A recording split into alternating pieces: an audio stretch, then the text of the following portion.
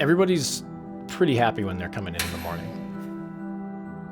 It is a second family, and I think that does translate into better results.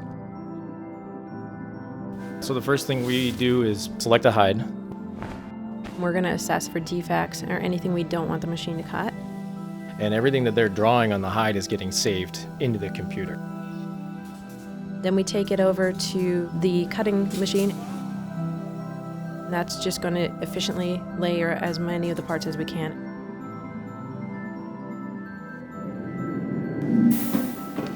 All of that's grouped together and then passed on over to the pre-fit operations. Each pass, as we call them, we add one more piece. All of that material is passed on to the closing team.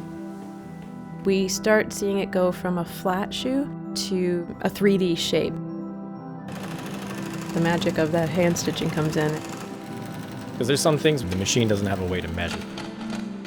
They have to go by feel. They have to watch the machine run. They have to hear it. They've done it enough times that it just becomes muscle memory. And then we heat the sole to a chemical bonding temperature. We put it in the sole press.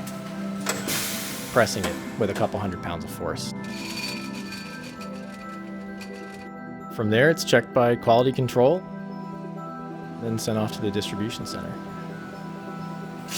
With New Balance being Boston Central, having the factory here in Lawrence, I think that's a big deal.